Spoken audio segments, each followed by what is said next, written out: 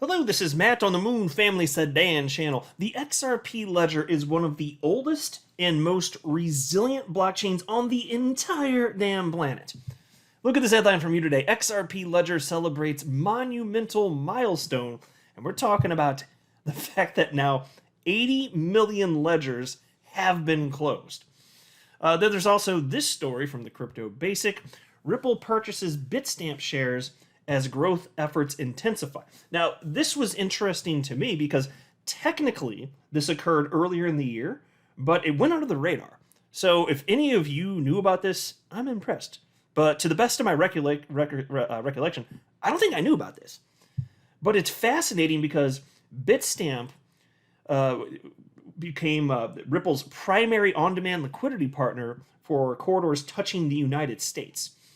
And now Ripple has purchased some of that, and this is on the heels of them going on a bit of a buying spree when it comes to other companies. So anyway, plenty to discuss here, but before going further, I do want to be clear. I do not have a financial background of any kind. I am not offering financial advice, and you definitely should not buy or sell anything because of anything I say or write. I'm just an enthusiast who enjoys making YouTube videos about crypto-related topics, but just as a hobby, and just for fun, damn it. And if you don't like it, you can just get out. Piece reads as follows. In a significant achievement for the XRP ecosystem, the XRP ledger has successfully closed 80 million ledgers in approximately 10.5 years, according to XRP Scan, a prominent blockchain explorer for the XRP ledger. A ledger, in the context of blockchain technology, refers to a record of transactions that occurred within a network. Yes, I'll just pause to note here. Pretty clear, and this might as well just be fact rather than opinion. It's about there. XRP ain't going nowhere. The XRP ledger is here to stay. After this much time and this much continued adoption and real-world utility, in that sense, I'm really not fearful at all because I don't see a single crack in the surface here as it pertains to long-term viability of XRP or the XRP ledger. I see nothing. And of course, I always reserve the right to adjust my perspective as new information comes in. If something starts to change, say the winds change, okay. Now it's looking like there's a reduction in terms of the trend of developers jumping on board the XRP ledger, then I'm going to acknowledge that. And maybe I'll start to feel differently. But it's been over a freaking decade, and that is not the case, okay? The XRP ledger, so far as I can see, is absolutely here to stay. And this is a really cool milestone. So despite the attack from the SEC, which might as well have been straight up against actual XRP holders. I know they filed the suit against Ripple, but might as well have been. Financially harmed us all, did it not? Despite that, though, they ain't stopping this thing. Even if they had an absolute victory, they say the SEC did, in the United States, say all appeals are exhausted all the way up to the Supreme Court. Now, that would be a disaster for us here in the United States, unquestionably. But that still would not stop XRP or the XRP ledger. I think that there would be tremendous concern and harm to price for some period of time, and for good reason and for easy to understand reasons, frankly. But you're not going to stop people the world over who find XRP to have, and the XRP ledger to have, tremendous utility. You're still not going to stop that, even if that happens. But so anyway, here you can see this is from XRP Scan. This is their Twitter account. Just earlier today, they said the XRP ledger just closed 80 million ledgers in about 10.5 years. Thank you to all network participants for your contributions. And then they shared the link to it, which I'm going to pull up right here. And XRP Scan, I'm a big fan of this website. I've highlighted it a number of times over the years, so fairly frequently. I still do. They have all sorts of interesting on-chain metrics and stuff that's interesting to track, and way more than that. But here you can see the actual ledger in question where I'm circling for those of you looking at the screen, 80 million. Anybody think this is just going to stop? People are just going to stop finding this useful? People just, the interest just, it wanes and it's gone? Like a meme coin or something like that? I'm not thinking that's what's most probable. I'm just saying. And I'll tell you this too.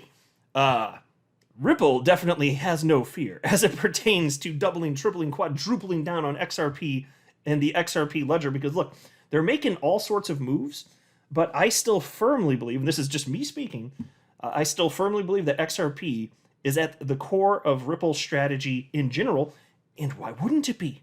They're the largest holder of XRP on the entire damn planet. Why wouldn't it be? Every move they make, they do it with XRP in mind, even if it appears to be somewhat unrelated. Which is why even when Ripple had their Spring initiative, which was basically ultimately rebranded and made some changes, it became Ripple X. Even back then, they used to do, they don't really so much do this anymore, not that I'm aware of anyway, but just investing in crypto in general because they wanted a bigger crypto pie. Well, you could say that doesn't help XRP, but I say that's a little short-sighted because it's about having a bigger crypto pie. That's good for XRP, even if indirectly. And so I think everything Ripple's doing is with that in mind.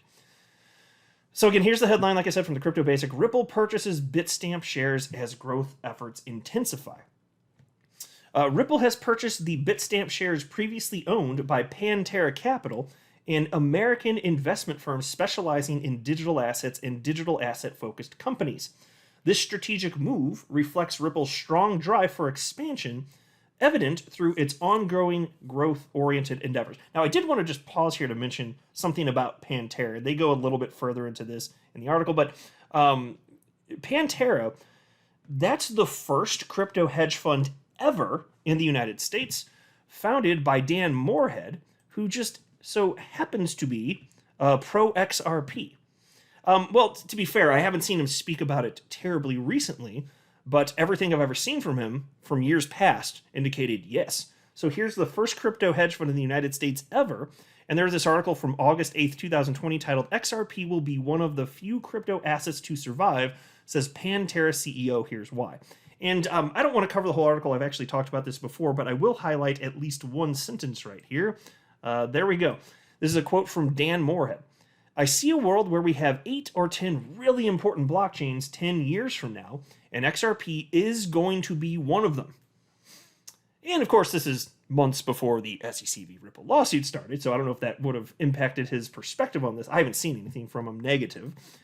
But he kind of gets the big picture. And why would he say something like that? Well, I think the answer is because he recognizes what I have said is of crucial importance from the earliest of days running this YouTube channel, which is that utility matters and will win the day. So long as XRP continues to be useful, and it has been growing in that direction for over an entire decade, 80 million ledgers closed, as long as that continues to be the case, why would I be worried?